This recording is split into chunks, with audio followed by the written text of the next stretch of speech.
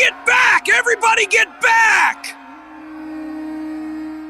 August 26th, 2021. Kabul. The Abbey Gate. The sewage canal is waist deep.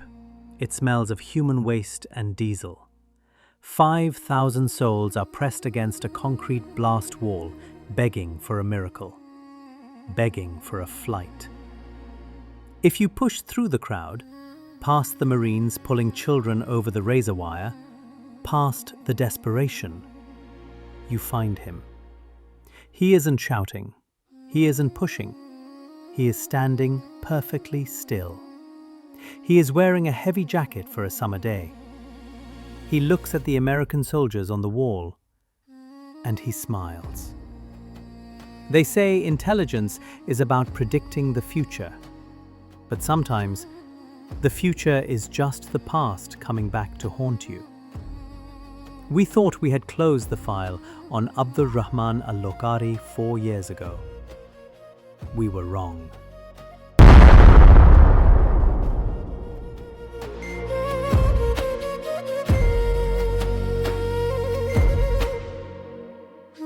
September 2017, New Delhi, 4 years before the world fell apart in Kabul. Inside the Financial Intelligence Unit at R&AW, the air is cold and recycled. The machine is hunting. It doesn't sleep. It doesn't blink. It just eats data. And at 3 a.m., it finds a bone.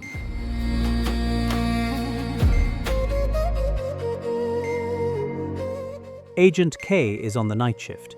He's a veteran, 30 years in the service, 1 year from retirement. He stares at the screen through a cloud of cigarette smoke. He sees the number first, $50,000, moving from Dubai, routing through Kabul, landing in Delhi. Now, $50,000 isn't a fortune. In the Hawala markets of Chandni Chowk, that kind of money moves every hour.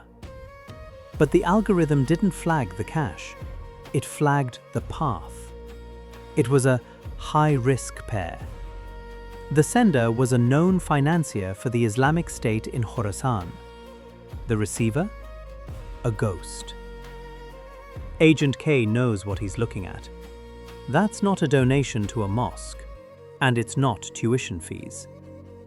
That is an operational budget. Someone is setting up shop.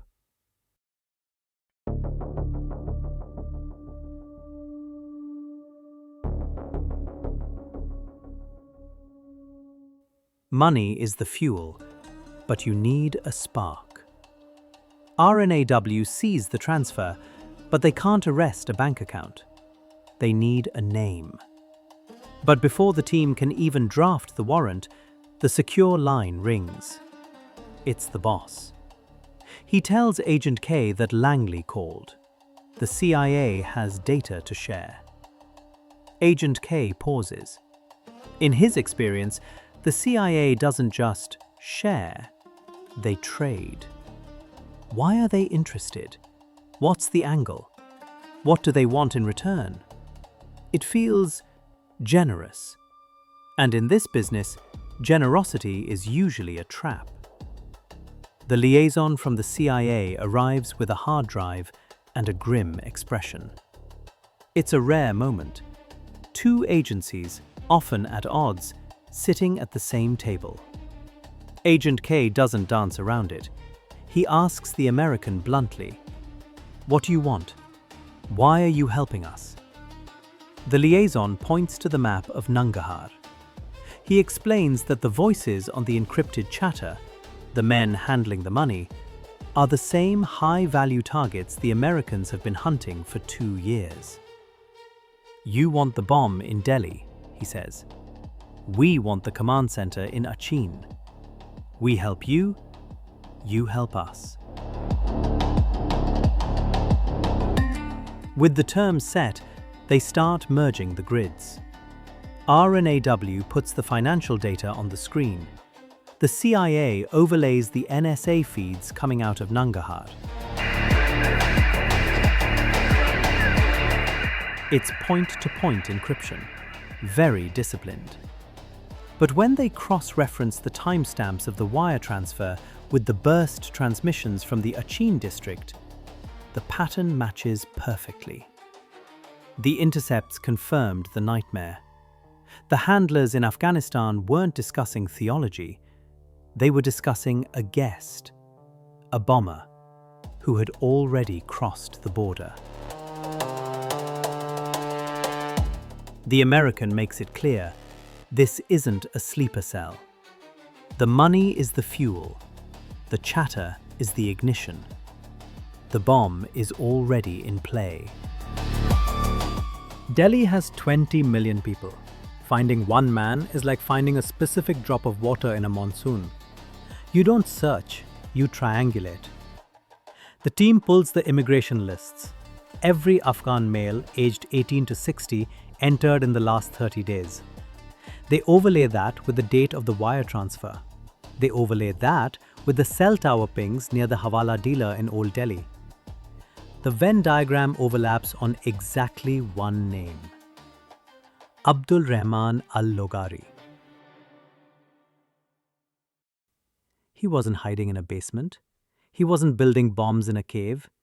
He was sitting in a lecture hall at a university. Engineering student. He wears Western clothes, jeans, t-shirts. He blends in. He isn't rich. He doesn't drive a car. He takes the bus. He eats at the cheap canteen. He looks like every other student worrying about his grades. But while they are studying thermodynamics, he is studying how to turn a pressure cooker into a claymore mine.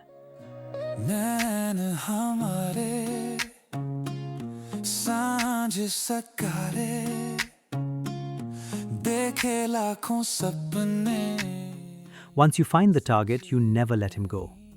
But you cannot let him know you are there. If he spots a tail, he goes dark. Or worse, he detonates early.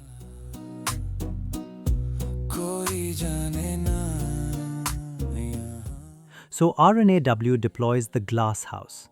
80 men, one target. It's called saturation surveillance. You see that auto rickshaw driver dozing off at the corner? He's been there for 6 hours. He never takes a passenger. That's an agent. You see the couple arguing over the price of vegetables? They are communicating via earpiece. They use the floating box. When Logari turns a corner, the agent following him keeps walking straight. A new agent waiting on the cross street picks him up. A fresh face every 3 minutes. Logari looks in his rearview mirror and sees a city. He doesn't see the cage closing around him.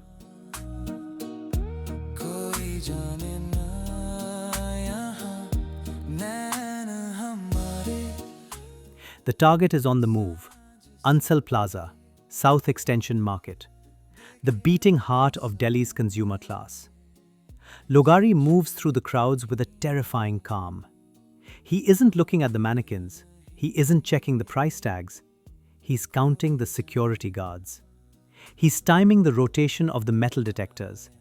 He is measuring the blast radius from the parking lot to the atrium.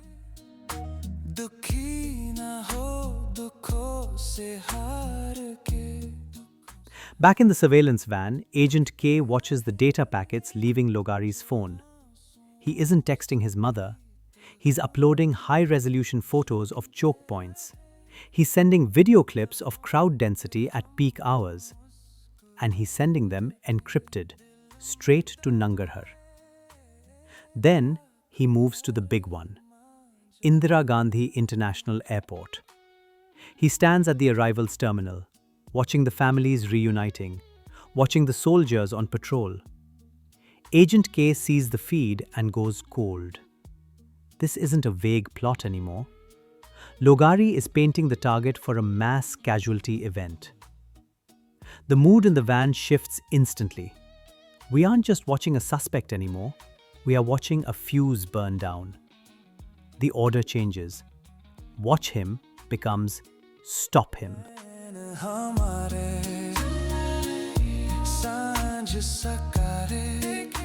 To stop a ghost, you need a shadow. Surveillance wasn't enough. They needed someone on the inside, someone who could look Al-Logari in the eye and lie without blinking.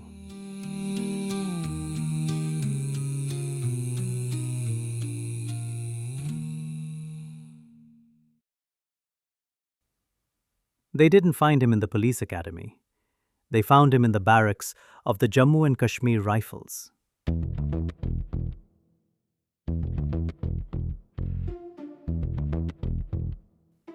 His name for this file is Ahmed.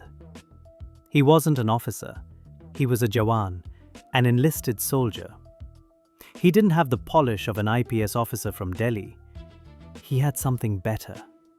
He had the dust of the border on his boots. He knew the slang. He knew the cadence of the prayer. He knew the hunger of an outsider. The R&AW handler sat him down in a cold interrogation room and gave him the pitch. In Delhi, the handler said, you will be invisible. To the police, you are a suspect. To the target, you are a brother. It wasn't a request. It was a transformation. Ahmed didn't take the job for the money. He took it because he was from Kashmir. He had seen the funeral processions winding through the valley. He had seen foreign fighters turn his home into a battlefield. For him, stopping ISKP isn't just a job. It was a defense of his own soil. The test came quickly. The handler watched as Ahmed switched off the soldier and switched on the student. The posture slumped. The eyes went from disciplined to disaffected. The voice went from respectful to resentful. In a heartbeat, the Jawan was gone. He was the perfect cutout, a weapon wrapped in a hoodie.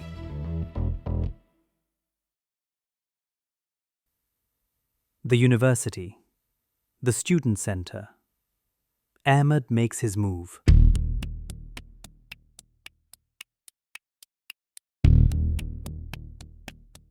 He knows surveillance isn't enough. He needs to get inside Logari's head. But you don't approach a paranoid terrorist. You make him approach you. Ahmed puts on a show. He stands on a bench distributing radical pamphlets. He is chanting anti-India slogans. He plays the role perfectly. The disenfranchised Kashmiri student. The Hindu-hating Muslim who feels alienated in Delhi. It's performative. It's loud. And in the current climate, it's dangerous. Logari is watching from the shadows of the library arcade. He doesn't see a random student making noise. He sees a mirror image of his own cover story. He sees potential. He walks over, not to shut Ahmed up, but to calm him down, to guide him. They walk, they talk. Ahmed complains about the rent, the hostile atmosphere of the hostels, the cost of living in a city that hates them. He throws out the bait. We should move in together, cut costs, create a pure environment, no distractions. Logari bites. It makes logistical sense. A trusted roommate, a shared cost, a brother in arms. The hunter has just invited the prey into his den.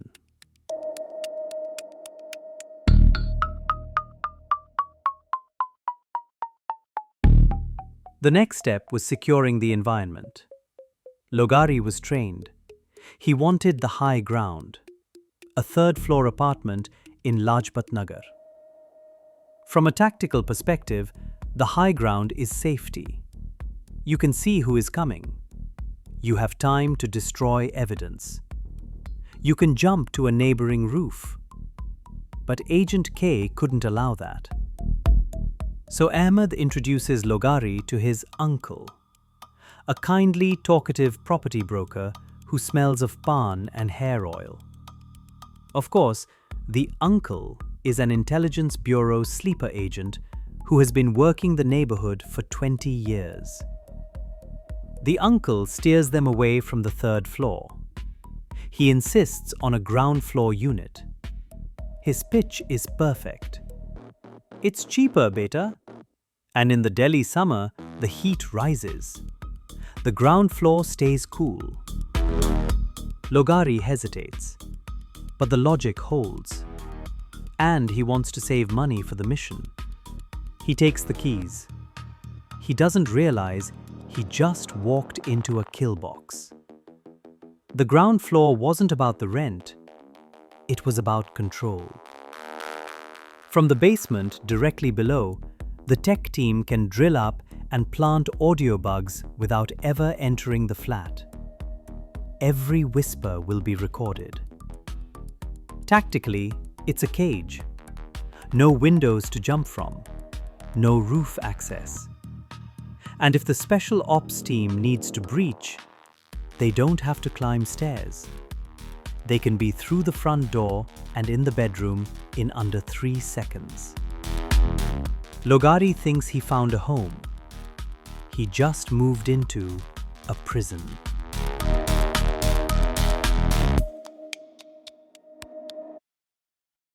But a prison doesn't make a prisoner talk.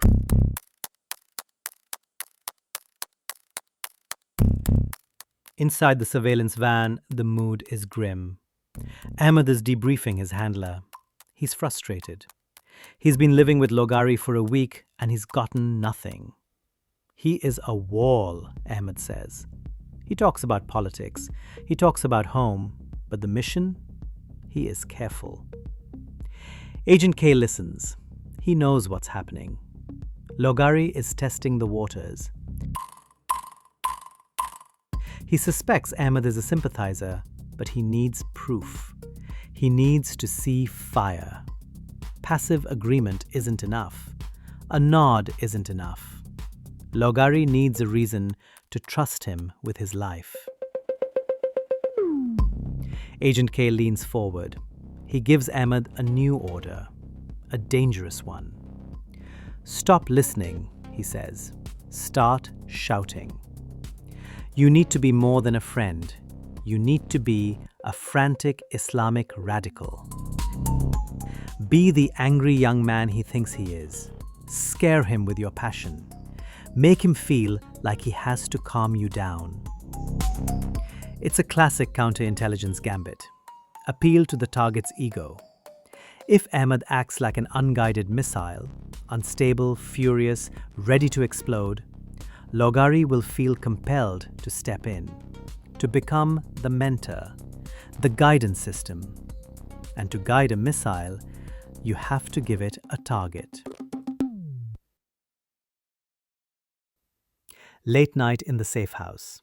The air conditioning hums, but it does nothing for the tension. Ahmed makes his play. He starts pacing the small room. He starts ranting. He talks about a military checkpoint he saw earlier that day. These soldiers, he shouts, they stand there with their rifles like they own us. I wish I could do something. I wish I had more than just words. He stops. He looks at Logari, his eyes wide, challenging him. If I had the means, I would make them pay, right here in Delhi. But we are just students, right? We are weak. It's a direct challenge to Logari's masculinity, to his purpose. Logari sits on the edge of the bed. He watches Ahmed's performance. And then he smiles. A calm, terrifying smile. We are not weak, brother, he says softly. And we are not just students. Logari drops the mask. He tells Ahmed he doesn't need courage. He needs chemistry. He pulls out a piece of paper. Get me the peroxide, he says. Get me the acetone. I will show you how we make them pay. He asks for the specific precursors for TATP. Outside in the surveillance van, Agent K freezes. The cigarette burns down to his fingers. This isn't theoretical anymore. Logari has just commissioned a bomb.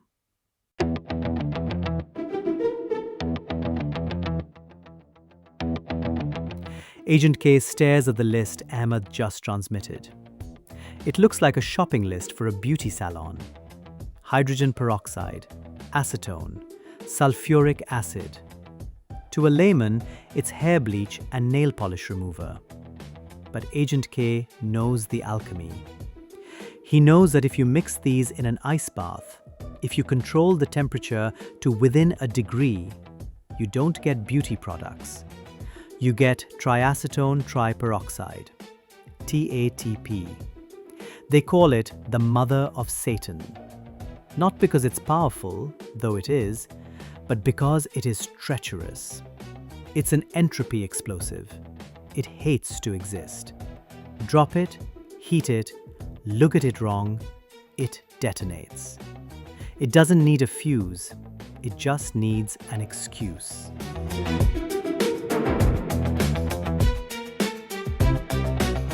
Agent K pulls a file from the archives.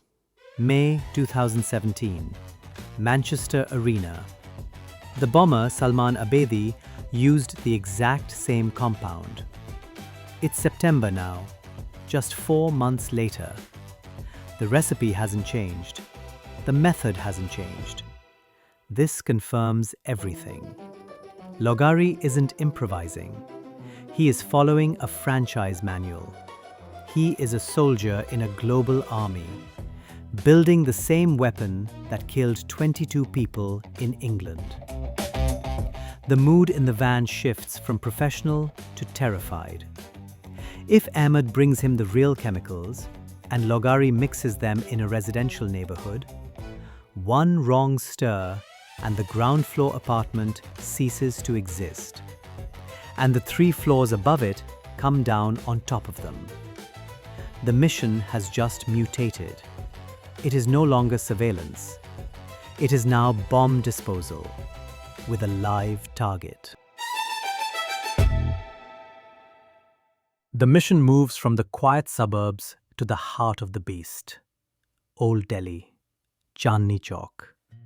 The narrowest lanes in the city, a labyrinth of commerce and chaos. Logari needs to pay for the chemicals. Ahmed has connected him to the uncle supplier, but the supplier demands cash up front, $5,000. For the 80-man surveillance team, this is the nightmare scenario.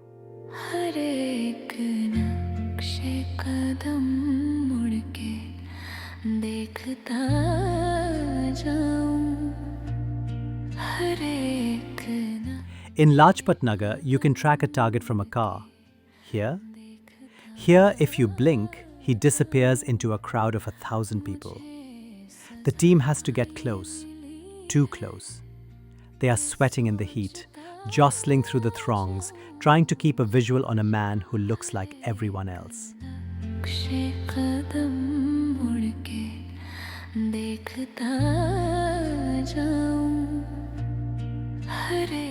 Logari ducks into a nondescript sari shop. Inside, it smells of incense and old fabric. He doesn't look at the silk. He walks to the back counter. He speaks a code phrase. A man behind the counter nods and slides a brown paper bag across the glass. It isn't a receipt. It's the Hawala payout. $5,000. The Dubai transfer made physical.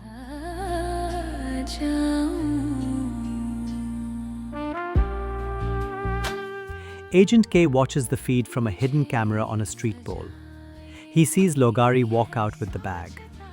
The digital anomaly from Act 2, the blip on a server screen, is now a brick of cash in a terrorist's pocket.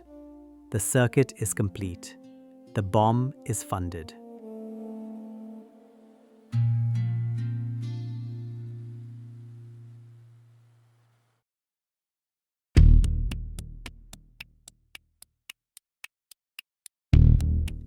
Ahmed walks in. He is sweating, and it isn't just from the heat. He places the canisters on the table. Acetone, peroxide. These aren't props. This isn't movie magic. The R&AW lab sent the real thing.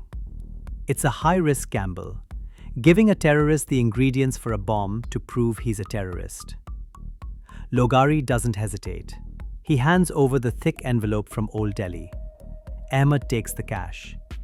With that exchange, the trap snaps shut. The money trail now physically touches the explosives. The conspiracy is undeniable. Logari checks the bag. He looks up, his brow furrowed. Where are the triggers? Where are the detonators? Ahmed looks nervous. He plays his part perfectly. He repeats the uncle's warning. He never moves powder and triggers in the same run, bhai. If the police stop you with one, it's smuggling. With both, it's terrorism. The triggers come next week. Logari pauses. He stares at Ahmed. Then he nods. The logic holds. It's smart tradecraft. He doesn't realize it's a safety valve. Without the detonators, he has a gun with no firing pin. Agent K watches the feed. He exhales. Now, the real surveillance begins. They aren't watching him sleep anymore. They are watching him cook. They need to see him mix the chemicals, to prove he has the training. They are letting him build the bomb to prove he knows how to use it. Safe in the knowledge that, for now, he can't set it off.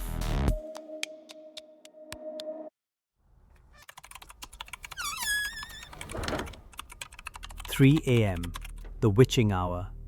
Inside the van, the eye, the junior analyst monitoring the feed, freezes.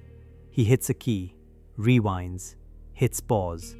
"Stop," he says. "Zoom in. Sector 4, the bedsheet." On the screen, grainy night vision footage. Logari is sitting on his bed. He's cleaning something under the sheet. It isn't a flask. It isn't a phone. It catches the infrared light. A dull metallic glint. The slide of a pistol. Agent K stares at the monitor. The blood drains from his face. R&AW supplied the flat. They supplied the chemicals. They supplied the uncle. They did not supply a gun. Logari has a blind spot, a secret he kept even from Ahmed. He sourced a weapon independently. Maybe a local criminal, maybe smuggled in his luggage. It doesn't matter how. It matters that it is there. He's paranoid, Agent K whispers. He's sleeping with it under the pillow, chambered. Inside the flat, the tension snaps. Logari turns to Ahmed in the kitchen. His eyes are wild, sleep-deprived. "The police are watching us, brother," he says. "I can feel them." He pats his waistband. The bulge is visible. "If they come, we don't go quietly. We take as many as we can." In the van, the plan disintegrates. The swoop was based on a premise. The target is unarmed. The breach will be fast. Now, Ahmed is trapped in a 500 square foot concrete box with an armed paranoid fanatic. If the SWAT team kicks the door, Logari won't just surrender. He'll start shooting. And if he suspects Ahmed is the one who sold him out, the first bullet goes into Ahmed's head. Agent K picks up the radio. His voice is flat, deadly serious. The mission has changed. It is no longer arrest Logari. It is extract Ahmed alive. September 2017. Dawn. The sky over Delhi is a bruised purple. Around the safe house, the world is holding its breath. 80 men have collapsed the perimeter. NSG commandos in black are stacked against the wall, boots silent on the concrete. But they can't breach. Not yet.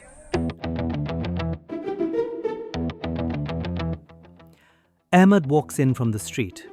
He is carrying a small, heavy package wrapped in oilcloth. He places it on the table. "The triggers," he says. "The uncle kept his word." Logari inspects them. His hands are steady. He smiles. He has the powder. He has the casing. Now, he has the spark. He doesn't know it, but he just signed his own warrant. Caught with chemicals? A good lawyer argues it's for cleaning. Caught with a fully assembled IED? There is no argument. There is only a cage. Logari is distracted, admiring the device. Ahmed checks his watch. He forces a smile. "We need to celebrate, brother," he says. "I'm going to get us some food, some kebabs from the corner." Logari looks up. His eyes narrow. The paranoia flares. Why leave now? Why leave the bomb? But he is hungry, and with the device complete, he feels invincible. "Go," he says. "Be quick." Ahmed steps out. He forces himself to walk, not run. He reaches the gate. He turns the corner, and instantly, hands grab him. Asset secured. Go, go, go, go.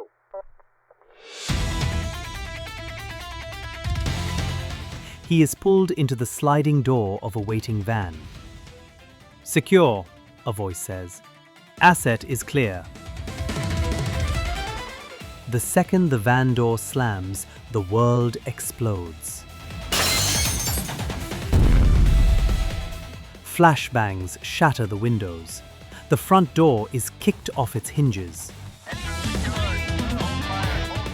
The room fills with blinding white light and smoke. Logari reaches for the pillow, for the gun, but he is too slow. 3 MP5 submachine guns are already in his face. A boot slams into his back, pinning him to the floor. The pistol skitters across the tiles. He looks up, dazed, coughing in the smoke. He looks for Ahmed, but Ahmed is gone. The bomb sits on the table, defused by the very men who watched him build it. It is a silent, perfect victory, achieved by inches.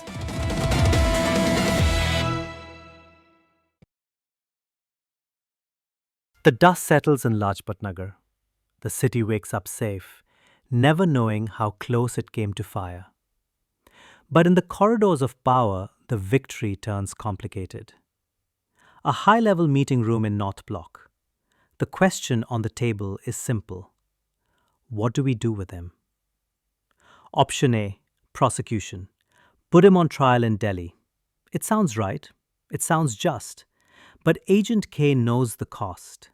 A trial takes years, the media circus, the radicalization of other inmates, and the risk. The terrifying risk that ISKP will hijack a plane or storm a hotel to demand his release. Holding a high-value terrorist is like holding a grenade with the pin pulled. Option B, deportation. Make him someone else's problem. The liaison from the CIA makes an offer. "Give him to us," he says. "We have a place for him. Bagram Air Base, Parwan Prison." He leans forward. It's a black hole. He goes in, he never comes out. No lawyers, no bail, no press. Agent K and his bosses nod. They don't need Logari in an Indian cell. They need what's in his head. They've breached his network. They have the names, the safe houses, the money trail. As far as they are concerned, the orange has been squeezed. They don't want the rind. They want the safety. The officials look at each other. They think of the safety of their city. They think of the long game. It feels safer. It feels permanent. They nod. They choose option B.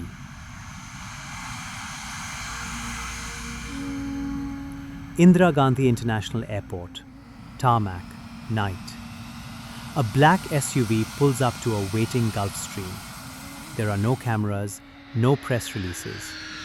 Logari is dragged out, hooded, shackled. He's handed over to a team of American special operators. Big men, faceless men. Agent K watches the plane taxi away. He lights a cigarette, shielding the flame from the wind. He thinks he's won. He thinks he's solved the problem. "We thought we were flushing the toxicity out of the system," he mutters. "We didn't realize we were just storing it." August 15th, 2021, 4 years later. The world watches as the American experiment in Afghanistan collapses in a single afternoon. The Taliban sweep into Kabul. The government dissolves. The police vanish. And at Bagram Air Base, the guards walk away. The gates of Parwan prison are thrown open. 5,000 inmates flood out into the sunlight. Al-Qaeda, Taliban, ISIS. And among them, a man who has had 4 years to think, 4 years to hate. Abdul Rahman al-Logari walks out a free man. He doesn't go home to his family. He doesn't flee to Pakistan. He finds a phone. He makes a call. He reconnects with his handlers immediately. The mission he started in Delhi, he is finally going to finish.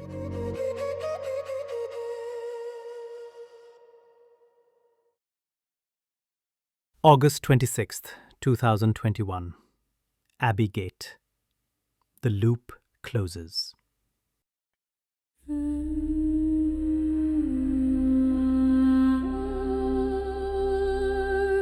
Logari walks through the sewage canal. He pushes past mothers holding up their babies to the soldiers. He reaches the front of the line. He looks up at the young Marines on the wall, kids who were in high school when he was building bombs in Delhi. He doesn't say a prayer. He doesn't shout a slogan. He just presses the trigger.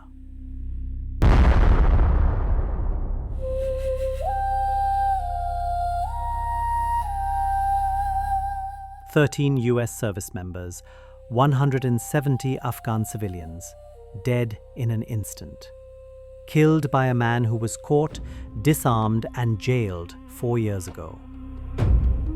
In Delhi, a facial recognition program runs a scan on the bomber's remains. The match comes back 100%. Agent K stares at the screen. The man he saved Delhi from is the man who burned Kabul.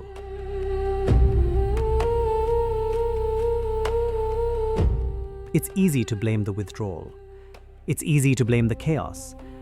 But the truth is harder. We won the tactical battle in 2017. We stopped the bomb. We saved the city. But we lost the strategic war. We treated terrorism like a crime to be solved instead of a disease to be cured. We thought a prison cell was a solution. But you can't lock up an ideology. You can't deport hate. We left the peace on the board, thinking it was neutralized. And 4 years later, it took the king. Case closed.